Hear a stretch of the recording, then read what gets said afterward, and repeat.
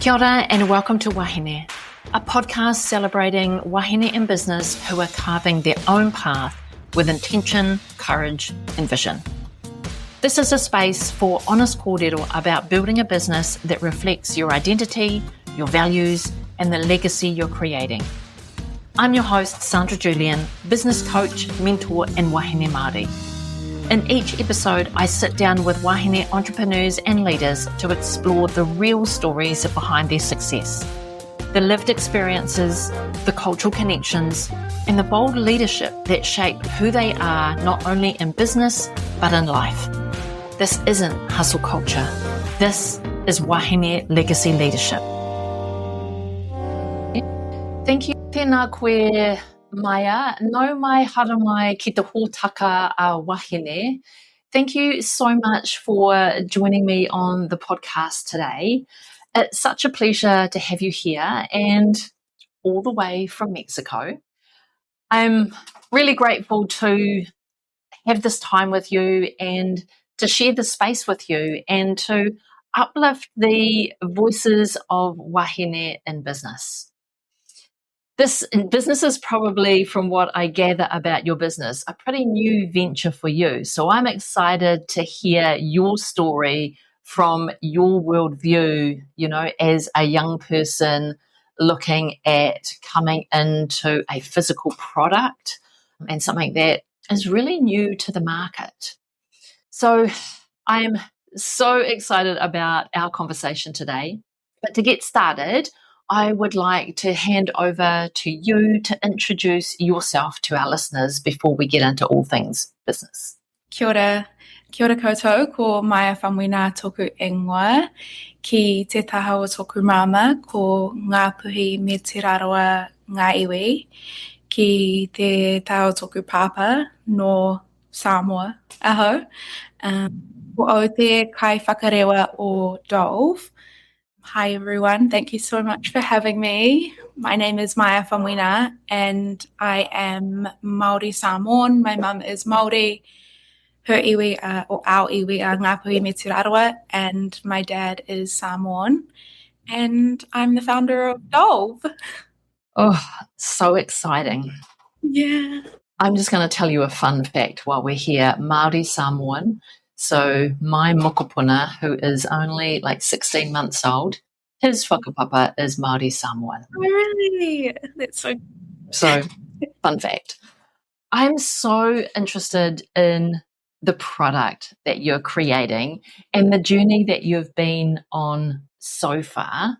But rather than me telling your story around what Dulve is, can you tell us a little bit about the product and your business? Yeah. So Dulve is a hemp milk brand and we create a nourishing plant-based milk alternative, which is what I like to say, or I guess you could say our tagline is it's silky smooth and it's barista approved.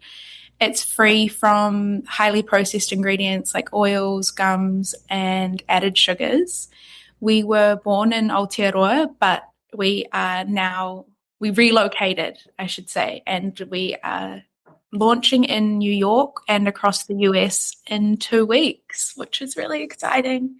Oh. But yeah, Dulve was, I guess, the official kind of start of Dulve, I would say, was during COVID when I was living in actually Mexico at that time, working on the super yachts. So it's been a journey of around 6 years now. Yeah. A long journey. Yeah. A long one. Yeah. And you've not launched Dulve before? Launching in the US is the first time you've launched it, or is it available on shelves currently? No, so we did originally, I guess you could say, soft launch it back at home in 2023. We launched it into farmers markets, like, the Parnell markets. Yeah, we did a small production run there, very, very, very small. But it quickly became apparent that in order for Dulve to kind of get to where I was envisioning it to be, I was going to have to go offshore. So we haven't launched in the US officially, or we're not on shelves yet. That's what is coming up in 2 weeks. Right. I've got so many questions. It's where to start. But let's start with the question around, like, what inspired you to start a milk product? Yeah. Well, I guess at its essence, you could say my whole personal health journey is what ultimately inspired me.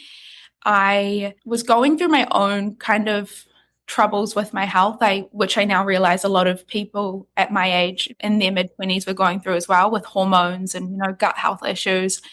And I started to really look at a lot of the foods I was eating, and I started to, educate myself more on ingredients and how to read ingredient labels. And one of the things I was drinking a lot of, I guess you should say, was plant-based milk. And when I started looking at the back of the labels, I saw these ingredients that I started to understand were really, inflammatory and what could have been contributing to kind of some of my health issues. And so I quickly realized that none of the milks available I drink, or I wanted to drink at least on a daily basis.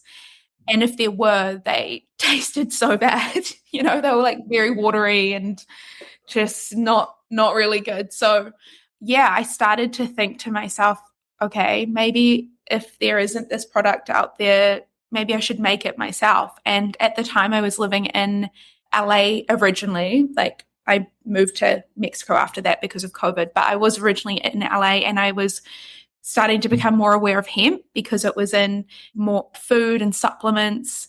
And I started to kind of learn about how nourishing and how also sustainable this plant was. And at the time, there were a lot of issues with almond milk and its sustainability. So yeah, it was kind of like, I guess, these like different things that were coming together that led me to have this aha moment. But I do think as well, I wouldn't have kind of gone through that process if it wasn't for my upbringing.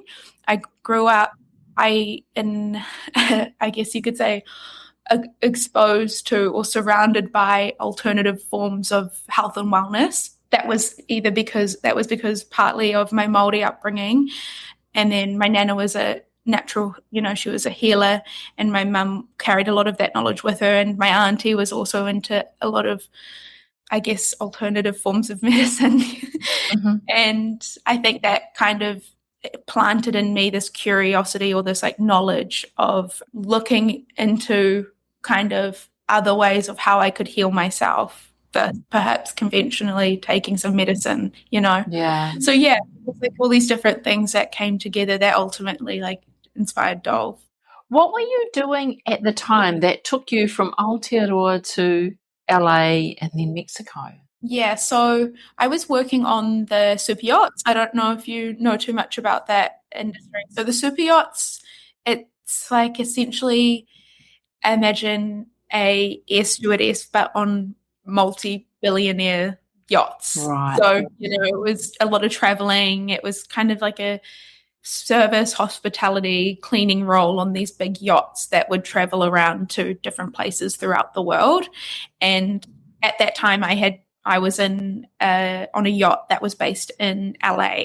So yeah, that's kind of what took me from Aotearoa to LA. And COVID happened, so our yacht got kicked out of LA and we had to go to Mexico. Right. Okay, that makes sense. Yeah. And so all in amongst that, you're experimenting with alternative milk products yourself? Yeah, well, I was at the time drinking oat milk, a lot of that. But when, kind of as I mentioned, when I realized what was in the oat milk I was drinking, I started experimenting with making my own milk, because on the yachts, there is a chef who will cook for guests, and the chef happened to be one of my close friends. And so she was working with me kind of in the early days, and we were just like playing around with different recipes. And when she kind of started making the milk and I tried it, I was like, this is delicious. So I kind of knew, I was like, okay, so I might be onto something here, because it ticks all these other boxes, but most importantly, it's delicious. Well, not most importantly, but just as importantly, it's delicious. And so, yeah, that's kind of where the experimenting started and kind of grew from. Yeah. Thanks to really good friends and really good roles, you know? I know. Oh, definitely, for sure, especially in that start. She helped me to formulate the kind of groundwork for it. So, yeah. Because that's a big leap, you know, for a young person to go, oh, do I risk it all and put all of my energy into seeing how I can now put this into production? So now it is available not just for my own health, but commercially available. Like, that's a massive step. yeah. Yeah. And, you know, well, maybe it's been a good thing, to be fair, because I usually jump into things. Like I do, this is how I think about it. Usually I'll do like, okay, how can I get from step A, B, and C? And then there'll be maybe a step like F. And I won't really know everything. But if I'm kind of confident in those initial steps of like how I'm going to get there, then I just jump in. And I think I maybe just, and my mum has said I've always just been someone who is kind of a risk taker, I guess, in a sense, but I would say a calculated risk taker. Sometimes it's good though, right? Yeah, for sure. I think that's one thing that I tell a lot of my friends now, I think, is like sometimes you can sit on something for too long and then you can almost convince yourself out of it. And at the time, when I started thinking about this, I obviously did a lot of kind of research into it, and I did it. Yeah, I made sure to look into the market, and I did do a lot of like market validation, but I knew that the product was something that there was a problem in that was like was meeting, and yeah, I thought that if I was going to take a risk, I would rather take it now, because I'm, have this time to kind of crawl back if it fails. Yeah. Rather than spend another 10 years kind of, I don't know, maybe entering a corporate job and then getting to 30, 40 and having all these responsibilities and then taking a risk. I was just like, now is a perfect time. I'd saved all the money I'd saved. I actually put towards a business instead of putting towards a house. But that was, again, something I thought in my head, okay, if this fails, okay, it's okay. I will have time to make this money back. Whereas, I don't really want to be risking kind of that when I'm at an older age and I've got, all these responsibilities. So it was just like a perfect time to make a risky move. Yeah. I was going to say, sometimes it's what you don't know is the blessing. Yes. If you only can see 2 steps in front of you and you're confident with those 2 steps, they help you keep moving forward. Whereas if you could see all 10 steps, you might have a different decision, right? 100%. Because honestly, I always say it, if I had known how hard it was going to be, I would have never done it. I honestly would have been like, that's too hard. Like, there's no way I'm going to be able to achieve that. But it is exactly how you've said. It's just knowing that you can get 2 steps, or, you also have to have the vision. Like the ultimate vision needs to be there, but you can't worry yourself with every single step till the vision, because things change between there, and a lot of the time you pivot. And that's totally right. Like I always say, gosh, I would have never thought I would. But yeah. I mean, I've just finished renovating a house. Yeah. First ever. Like, I've never done it before. And truly, if I'd have known everything that was involved, I would never have started. But I started by just like, let me strip back the wallpaper. Yeah. Okay, let me sand the walls. Let me rip up the carpet. Like, it was just one by one step at a time. And and now it's done. And now I've done it once. I'm like, well, I'm never doing that again. You're like, now I know. Yeah, now I know. I'm like, whoa, that was more than I realized. But it's good. What a good experience. Tell me about your journey into production. So you've chosen to produce in the US. Yeah. What led to that decision? Yeah, so I mentioned before that we were back at home and we didn't have any options available to us really for production. And we could have gone to Australia, but when I looked at the cost of production and then the market, the New Zealand and Australian market, I wasn't confident enough that I would be able to meet those kind of production MOQs, not with self-funded at least, because that was also an issue at the time, was funding, So I think I realized, okay, it's not viable if I stay here. So I either stop now or I go somewhere else and see if I can make it happen somewhere else. And we did a market, I guess you could say, market research report on manufacturers and markets across the world. So I didn't just rush to the US. I made sure to look everywhere else. And ultimately we landed on the US, and that was one, because of the market, the target market. It was our ideal target market, especially in those coastal regions, but also because of the manufacturing capabilities and the technical capabilities. It was far advanced compared to back at home, not only in ingredients, but just technical expertise. Our product, we were able to really improve it and bring the cost of goods down because, it's America. Yeah. Yeah. So I landed on America. Our current manufacturer is in New York State, and that was in 2023. And if I'm going to be honest, pretty much since the end of 2023 till last year, November, it was a battle. It was a huge battle. There was a time where I think we were going back and forth with contracts with this manufacturer for maybe 8 months, and it was costing me thousands in lawyers. And ultimately, they just said, you know what? You either sign it or you don't. We're not making any changes that you've proposed. Communication was just terrible, because the thing is America, the business environment is so different to back at home. There's a very likely chance that you might know someone. It could be your uncle's friend or your auntie's, so people tend to tread carefully with business practice. Whereas in America, it's such a big business environment that people can kind of operate however they please, and they'll have a new customer or they'll be able to kind of get away with that type of behavior. And so, we originally had this period of being stuck in a contract hold for months. And this is, I'm not earning anything during that time as well. And I don't have a product and I'm losing momentum. But eventually I'm lucky enough to have a lot of mentors, and they said, you know what, we think you can sign the contract. You just sign the contract, get a product. There's enough leniency in it that you're going to be fine. So I signed the contract, but then after that, they kept pushing me off the production line for months. So I had the contract signed in March last year, and from March till, it wasn't until November that they finally put me on that production line. Wow. Yeah. It was honestly the hardest thing that I've done throughout this journey is trying to navigate that. And they were your only option?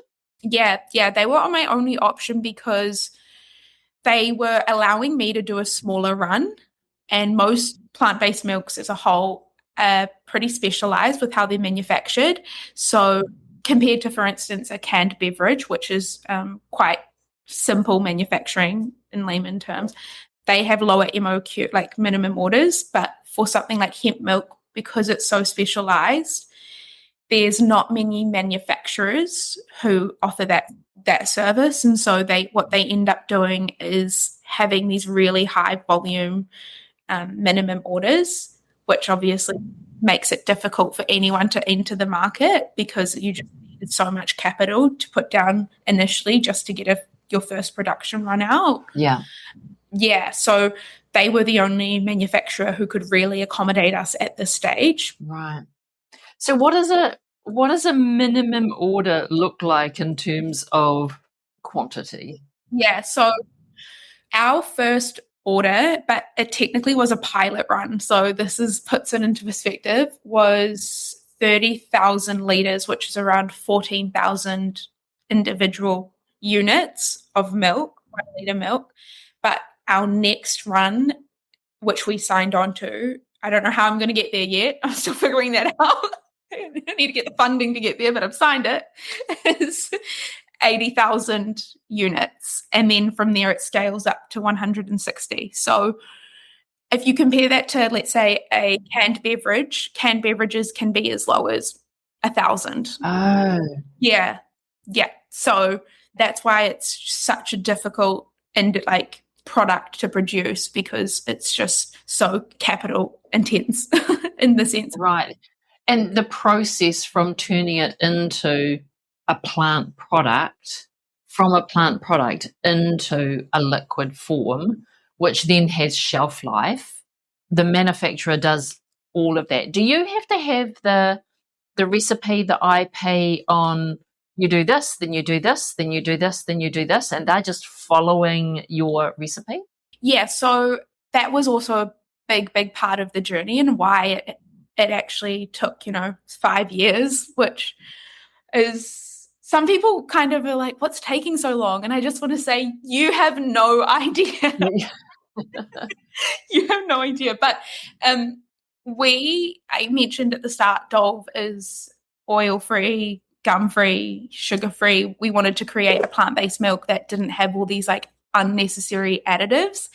And so that was one thing that made it extremely difficult when we were formulating, is that we had this ingredient integrity which we wanted to uphold, and we had to be extremely creative and like innovative with kind of what ingredients we wanted to use. And I actually I have a really good food technologist, but I would actually say myself that I ended up doing a lot of the research, because our formulation is completely different to other milks that are on the market. Like, a lot of the ingredients we're using haven't been used before, because we were trying to achieve something that usually, like, we're trying to achieve this product that usually uses all these other super processed ingredients to kind of like get, that taste and function that everyone wants. Yeah. But we got there. And so, yeah, that was around, I think we ended up doing like, honestly, 50 different variations of formulations. And I think halfway through, I ended up finding out, so we'd done all this work and we were just about to go into our first kind of lab run. And I found out at the time that some people who were working for us doing ingredient kind of resourcing had misquoted us with the hemp, and it ended up being like 30 times more expensive. Oh. Yeah. So we had to completely reformulate and find a new, completely different supplier with a completely different ingredient and start from scratch. And that was about a year into us being in the no. Yeah. And that was, back then I thought, this is it. This is the breaking point. And since, way worse happened. Gosh, that was nothing. But yes, so we went through the whole process of formulation. In terms of process, all the machines kind of operate in a standard way. It's, you pretty much give them the formulation. You might have specific instructions for how to handle the ingredients. You might want them to let it sit for a certain amount of time or whatever else, but it ultimately goes through kind of the same process in the machines. So right. Yeah, it's just the formulation that is where we put all the work into. Yeah. And what does support look like for you on this journey? Like, from what I hear, there's lots of like recipe testing and ingredients. Like, have we achieved the ingredient, or what happens when you put this one and this one together? Do we get something completely different? And then if we still got sugar levels or, other levels created because we put these two things together, like, I can only imagine like the chemistry in this is quite, I don't know, I'm imagining it'd be technical. So what does a team around you look like during this process? To be honest, it was just me and my food technologist, who he's the science of it, I would say. So you are right. There is a lot of like chemistry and science that goes into it. But we work really well together. I would come to him with crazy ideas. I'd be like, what about this ingredient? And what about this ingredient? Or, I think this combination and this combination. And then he would either say yes right away because he'd say, okay, maybe this is going to work, or he'd be like, no, it can't work because of XYZ. And he would also obviously do all the formulation work to make, and he had worked with plant-based milks before, so he had a foundational knowledge of what kind of would be a base to start from and how, percentages of what we could use. And yeah, so I think in the sense of the science and the chemistry, he was, the person kind of handling that, but I was more the person. And it doesn't typically happen like that. He said I was like a very unique client who was like bringing all sorts of wild ingredients out, different plants. He's like, where did you find this? I was like, the Netherlands. It's like, what? Like, it's not going to work. I was like, just try it. It worked. So I was like, right, yeah. So even testing his belief in different products, to at least test and try it and see what happens. Yeah, exactly. Yeah, I'm a big researcher. Right. Big researcher. And so, and again, as I kind of mentioned with, I think just growing up how I grew up and always being exposed to these alternative forms of, as I mentioned, health and wellness, I just always thought I'm going to start looking for solutions in nature first. Yes. There's always innovation happening. And I knew that. Yeah. I was like, people want to be people want to move towards, more natural foods. And so there's so much innovation happening all the time. And I knew okay, let me look into it and see what I can find out. So in this process, you've kind of come back to your cultural identity, which, sounds like your mother, your grandmother have grown up, with rongo Māori as part of their everyday, and they head to the forest and they gather what they need and they come back and they, make it up, and then all is well in the world. How else has your cultural identity helped you move through these experiences and what you're about to launch in 2 weeks? So when I was at my primary school, I was in a fully immersion class, and I would say that my education was alternative. We had a class, for instance, that was all about composting and gardening. And so I think I always had this strong connection to Papatūānuku, and I always had awareness of prioritizing my connection to my body, but also Papatūānuku. And when it came to the business, I think a lot of those values I was so determined to maintain, So it's so much easier to just be like, okay, fine, let's just add this thing in it because it's going to cost me so much less money and it's just going to make, my problems so much easier. But I think I was like, no, that's not what I believe in. That's not me. And with my food technologist, he was a standard conventional food technologist. He's not. Yeah, so he was constantly being like, you can just use this ingredient, you realize. And I would be like, no, I'm not using that ingredient. And I think as well with also the marketing of the product is another kind of struggle that I went through, because I noticed a lot of my competitors were using a lot of marketing language, which was really false in a sense. But for us, we just wanted to be completely transparent. We're not over-promising anything. We're not saying that you'll heal yourself in the next day. We are just promising that this is a nourishing plant-based milk alternative that doesn't have a lot of these ingredients and that it's a nourishing base for your day. But yeah, I think sticking to those kind of values throughout the business journey, that really obviously been something that has just been cultivated from my Māori upbringing. And the deep-rooted beliefs in nature has all the answers. Exactly, yeah. And also because it's a product that I myself want to consume every day. So, but I also want my family and my friends to consume it. So I don't want to be putting out a product that I don't feel comfortable is good for whānau. Like, yeah.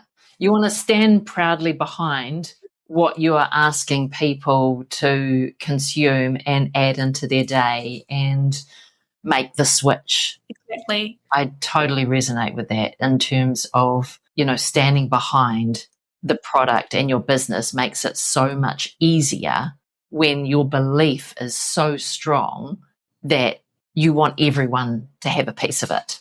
Yeah, definitely. Exactly. I love that. So you are 2 weeks away from launch date. Yes. So you've run 40,000 run to begin with? We have around 13,000 units of milk. So it's 1 litre milk cartons. Right. Yeah. Okay. And where's that distribution? Because then manufacturing is one part of the deal. Yeah. Now you get into distribution and how it gets into the consumer's hands and into their drinks or coffees or however they want to use it on their cereal. What does that look like? So we are launching just online to start with. We have our own web store and Amazon. We have retailers, some really exciting retailers who are interested, but the situation at the moment is that we need to get investment to scale. And until now, it's been pretty much family and my savings, and then also we have one angel investor who's believed in us, but we've had no support at all from any government kind of organization. I've applied for all types of funding, and unfortunately that's actually been one of the biggest challenges for me, is the fact that it's like so difficult getting any support from back home. Well, I should say that there is one organisation called Oyster Group. Sarah and Kim are my mentors, and they support Māori and Pacific businesses. And they've been really, really helpful in, helping me with my contracts or networking, everything else. But they say themselves that it's just so difficult. And I think especially because Māori and Pacific businesses tend to be in more creative fields or industries that are outside the box that get the funding, that's where we usually find our talents and so I'm not to say that's all the time, but I mean, like, as a lot of the time we do have, more creative businesses, and so the funding, it's just been really difficult, and it's actually been kind of saddening for me because I really believe that Dulve will put Aotearoa on the map, so it's just been hard. Yeah, and I think hemp too. Hemp is like that alternative product. And when you think about hemp, you think about like clean, green, the whole persona that Aotearoa has on the world stage. So those two products seem to go together nicely when you're thinking about a clean product. Yeah. And the founder being from Aotearoa. The synergy should already exist on a world stage, right? Exactly. And, we have the perfect environment back at home to grow hemp. We could really be an industry leader because we have the perfect agriculture for it. And obviously we have dairy, which is big, but hemp is a crop that can be rotated throughout pastures, I guess you could say, which have dairy cows, because it helps to regenerate the soil. So it is something that we can work in combination with our dairy industry. But I think, there was a lot of regulation around hemp, which only just recently changed, and that made it really difficult for us at the start. And I hope there's more investment that's going to go towards it. But I think our awareness of hemp in New Zealand is only beginning to change now. Well, kind of beginning to change now. When we were back there, it was really hard. We noticed not a lot of people were aware of hemp as like a food and as like a fiber and how sustainable it was. So perhaps, maybe in a year or two, the government will see Dulve and see, new potential there. But yeah, it hasn't been that way so far. Right, yeah. Well, when you're successful, then everyone will want to claim you. Exactly. What are your hopes and dreams in this first launch, in your first run? What would you see as a successful launch? I think for this first run, to give you backstory, when we finally went into production, one of our suppliers didn't send enough of an ingredient. So we had some issues with this milk, and, we got it there and it's great and I love it. But I think we had such a challenging start to this launch that I'm just excited to get it launched online and to get it kind of in anyone's hands right now, because it's just been so hard. And I think given a lot of the constraints we've had with financing, a lot of our brand building is going to happen post-launch once we can start getting consumers, getting it into their hand and building the brand more so online, because we didn't have a lot of that kind of financing to support a big campaign pre-launch. Yeah.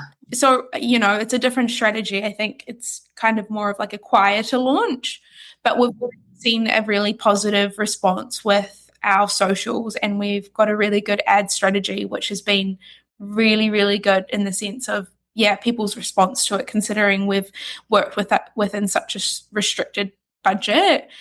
And then I'm hoping for me is to build enough of a community and brand awareness so that I can start conversations with investors to help us scale, so that we can then start moving into the bigger cafes and bigger retailers.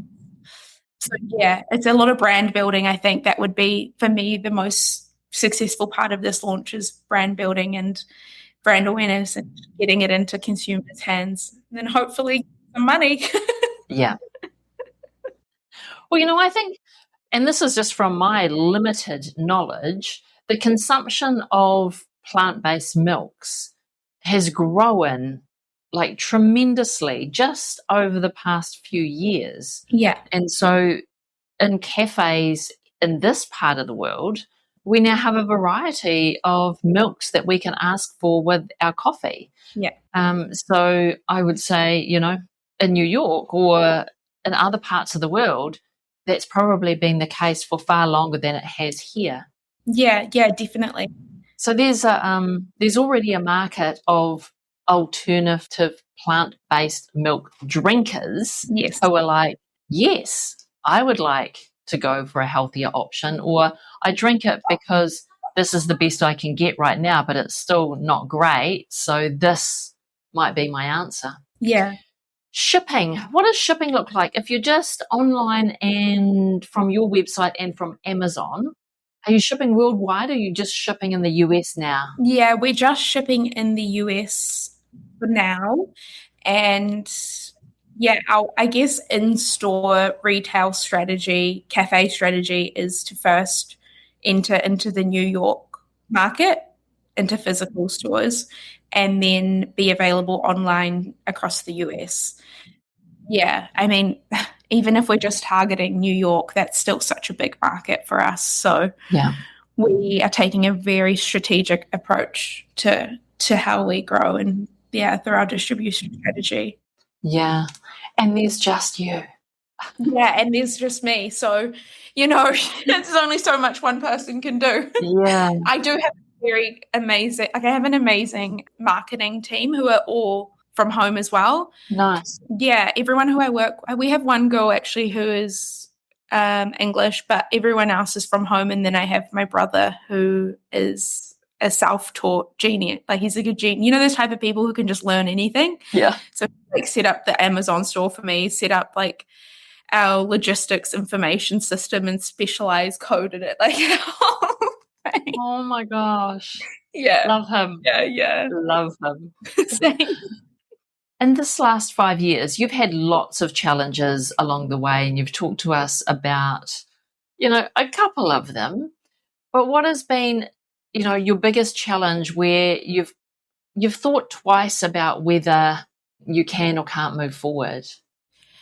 Probably recently when I found out that they didn't ship enough of the ingredient. Oh, Yeah, and my uncle actually died at the same time. no. So on the day of production, he was in hospital, and yeah, he died the next day. But that day, I got the call from the factories telling me that they didn't have enough of that ingredient, and I just remember thinking like, oh wow, my life is like over. I was ground, and it's crazy because it's just such a traumatic stress. Like it's so traumatic for your nervous system and your mind, and but I think what I've developed is this like coping mechanism because other events have happened throughout the journey. That has been probably the most traumatic just recently, but I always like my mum is like my best friend throughout all of this, and so it usually goes, I call her, I break down, I start crying and crying and crying, and then I give it a day, and I usually turn my phone off. And that day I was in Buffalo, and I just turned my phone, like I've dealt with what I needed to deal with, and then I thought, okay, I've done what I needed to do. I've solved everything that I can solve right now. And then I leave my phone and I go do something, whether it's go for a walk or do something I love. And it's usually at that kind of time of quiet that my mind changes, and I actually think, okay, I think I can think of a solution to this. Like there's got to be a way out of this. Like I think I can figure this out. And I just usually give myself, I guess some quiet time to like think it through and have some peace. And then, then I start coming back with like a plan, and then I talk through that plan, well, usually with my mum. Yeah. And it kind of starts to bounce back from there. But that was probably my biggest challenge recently, was kind of that day and that moment and figuring out how to move through that. Yeah. And how are you looking after yourself? Like, I love that you're like, let me put everything down. I've done all that I can do for now. Doing more is not going to be productive for anyone or useful for my own health. Yeah. So putting everything down and then completely just going and doing something that brings you joy. And as you said, like that space alone allows fresh ideas to germinate and come through because you've given it that space. But the 5 years of getting a product to market is a long, financially stressful journey. What do you do to look after yourself on a day-to-day basis? So I live in Mexico now, and I live right by the beach. I'm very lucky, beautiful, beautiful surf beach.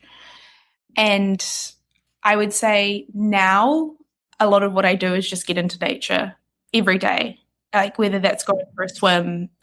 Honestly, I can see, it's dark, but I could see the beach right now if it was in the morning, and every day I wake up and I walk down to the beach and I look at the beautiful sunrise, and, and just that in itself and that becoming a part of my daily routine has completely changed my health and like my journey throughout like creating Dulve, because when I was in New York, it was completely different. I was, so disconnected from nature. Obviously, and it was just such a high stressed environment. And I ended up getting really, really sick at the time because I think my body was just going through so much. And now, because I live here, I think it really helps me to cope with all the stress, because I can take some time to just like absolutely go and have like complete silence. If I just go for a surf, I'll just be out in the ocean and I can't do anything but think and have silence. And like, I feel like you would understand this, but there's just nothing as healing as like being in the ocean or being, surrounded by nature. Mm-hmm. I would agree. Yeah. And that was definitely, I think, a huge part of me moving here to Mexico was because I just needed that again in order for me to continue on doing this. Yeah. And so what does a workday look like in terms of when you work, when you don't work? What boundaries do you have for yourself? Because a startup can be all consuming. And if there's just you and you've got no dependents and no other commitments in life, you could put every waking hour into the business. Yeah. So what do boundaries look like for you in order to look after yourself? Oh, this is not the best answer, but I work every day. It's really, but it's not bad. It's not, I don't mind it. Like, I don't have a Monday to Friday. Obviously, in the sense of there's certain things I need to get done because that's the working week for people, right? But I essentially will work every day in some sense, whether that's getting a bit of content during the day, perhaps for like socials, or sending a few emails to some of my team. Because as I mentioned, 2 of the people who work for me are from home and they're my friends. And so they have other jobs. And so a lot of the time we communicate over the weekend. Yeah. Yeah, but it's not like I view it as a job. And this is perhaps, I don't know, maybe this isn't the best way, but it's the only way that I've been able to survive, because I just view it as life. Like, I wake up and I think, okay, what do I have to do? What do I have to get done today? And if, maybe there's a day where, for instance, on Sunday, I worked a whole lot of the day, and then on Monday, I was like, oh, okay, I can take the morning off. I can go for a surf because I've just done all this work on Sunday. So it's chill. Yeah. And there's things I don't want to do, like the accounts, which I have to hold myself accountable to. But a lot of the other stuff I'm doing, it just feels like it's a part of life. But I think that's been helpful for me because I just love it. Like, I love doing it. I don't feel exhausted from it, apart from accounting and the taxes. God. Yeah. And, and I think that mindset is what brings you balance. Like, when you can say, surf is calling me right now, got to go, and off you go. And that's not a 5-minute go and dip your toe in the ocean. You're out there for, an hour minimum. Yeah. And so that time away from the business, it's not necessarily dictated by a 9 to 5, Monday to Friday. It is like, all right, how do I feel now? Yeah. Yeah. Do I need space, or can I, have I got the energy to put into this next lot of work tasks? Yeah, I think for me, I view it as well, just there's always things that you need to get done and that they're priority. Yeah. And as long as I kind of have those things done, then after I've done that, I have other things that I work on, for instance, like content, or, you always have like ongoing things. And then those are the things that I can shuffle around throughout my day. Yeah. Yeah. Yeah. So you know what your priorities are on the daily. Yeah. And what pieces are less priority and can be shuffled. Yeah, for sure. For sure, definitely. What kind of rituals, routines, or practices help you stay grounded in reaching that vision that you have for Dulve? Exercise. Yeah, I'm a very, very, very active person. I think that's also because I spend a lot of my time for work on my phone or on a laptop, obviously. And so making sure that, and I love it. I love waking up in the morning and getting some form of exercise, and it helps me to kind of then come back to my laptop and feel like a lot calmer. And as well, I like to prioritize my health. I think I believe in balance. I really do believe in balance. So, like, I love a shot of mezcal some now and then, or I love croissants. Like, yes, So I'm a bit, and Dulve is all about balance as well. I like to have like my foundational kind of routine and rituals that keep me balanced, and then of course the other part of that is enjoying myself when I can. But I think if I maintain these foundational rituals, for instance, I have like my morning beverages that I like to I have a whole concoction of different things that I have, like my hibiscus tea, and I like to eat like a lot of whole foods 80% of the time. And I think if you kind of have those rituals and foundations, then your body is like, able to handle the stress of a business, or perhaps, if you want to go out for a night out. Hangovers. But mainly when I say the stress of the business, I think having, prioritizing sleep and all these things, it really helps to keep my mind kind of clear. Yeah. Yeah. And feeling good and feeling motivated and feeling like I want to wake up and, And keep going. Yeah. Exactly. Yeah. And get it on shelves. What is your big, bold vision for Dulve? I really envision Dulve as becoming a trusted lifestyle brand, in the sense of I want people to be able to see a Dulve product and just know automatically that they don't have to turn the product around and double check the ingredients or ever worry about it. Like, I want it to be like a hot household brand that, like, your mum, your nana, like, you can give to your kids, like, you can trust. And I also, I would love for it to become a global brand as well. That would be my dream as well, to bring it back home. Yeah. Yeah, and I think we're in food at the moment, but I always would love to collaborate into different industries. Hemp is also really good for clothing. And so a company back in home called Buddy, who we want to collaborate with. So, yeah, I think we want to put hemp at the forefront and then grow. Yeah, grow from there. Yeah, literally. So would you say hemp, I might be stretching here, but thinking about products beyond the milk product, are you thinking that Dulve will always be hemp-based products? I think, obviously, for the immediate future, we're really focusing on hemp. But no, I do think eventually we would love to include other products. I have another business that I kind of want to grow from Dulve, but I'm trying to just keep that at the back of my head. I think you would find a lot of entrepreneurs that they just have all these different ideas going. But yeah. Put it in the parking lot.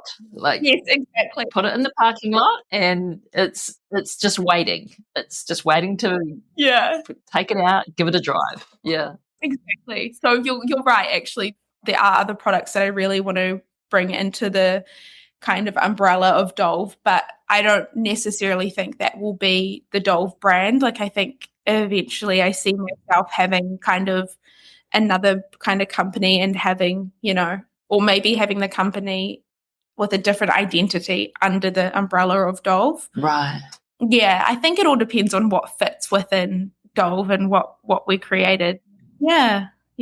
So, well, as we are talking about, the world domination of Dulve and hemp in years to come and big dreams, what does legacy mean to you? Legacy for me is not something I would associate with like my own personal legacy, or I'm not as phased with that. But I think legacy for me would be, as I've said, like having Dulve be this brand and company that is for everyone, and that also is able to do more than just sell products as well, whether that be through like community events. Like, we have so many ideas we want to do with different kind of events within the community. And yeah, I think if I can just create something that, makes someone's day a little bit better, then that's amazing for me. And then as well, if I can pay mum and dad back, then I'm like, I've made it. If I can retire mum and dad, buy Nana some KFC, when she wants, then I'm happy. You made it. Yeah. That's beautiful.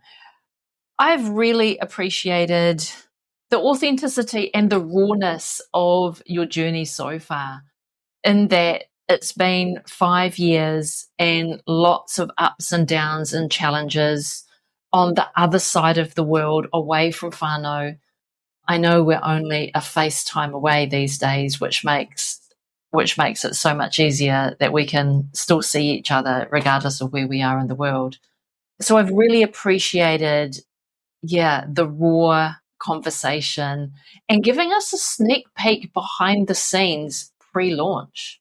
Like, I am sitting here like wishing you all the best for this launch in 2 weeks, because, I think you deserve world domination for a brand that is clean and thinks about health first, not money first. So amazing.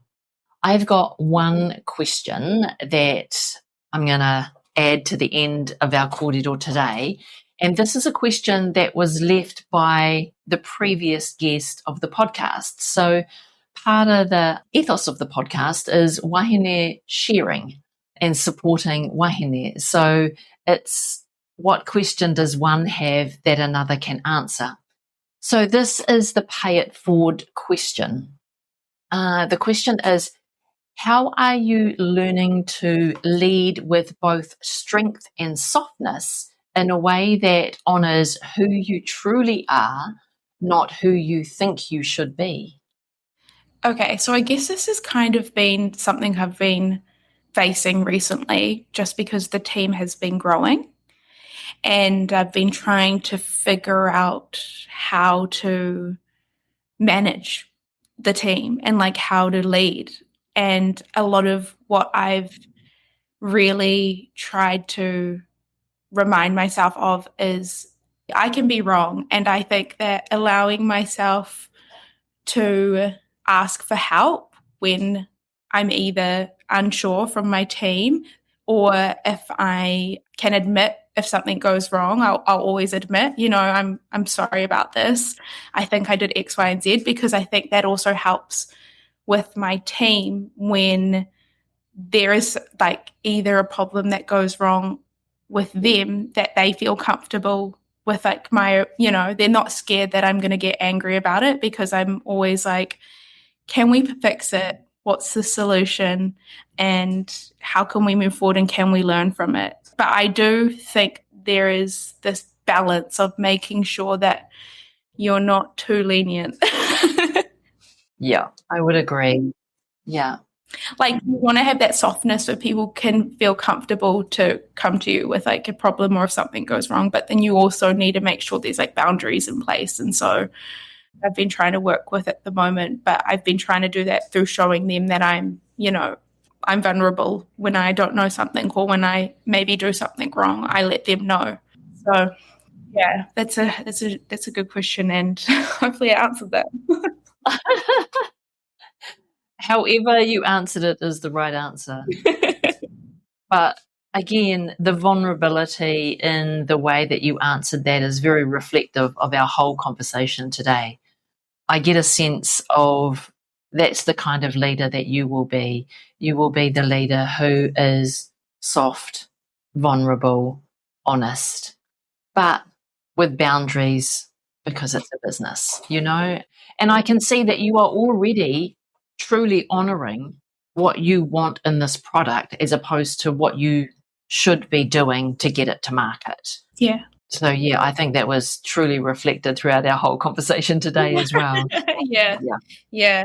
I really appreciate you, Miah, for having this conversation, and the strength that you have demonstrated, and the perseverance and the resilience is very admirable. Take my hat off to you. But it also sounds like you've got some really good support systems in place that allows you to do what you're doing. So thinking about you in 2 weeks. Thank you. And hoping all goes well. Definitely. Where can people follow you on socials? What's the socials that you are like choosing as your number one? Our Instagram, which is Dulve, DULVE _in. That will be the best place to follow us, in the sense of following our journey, I would say.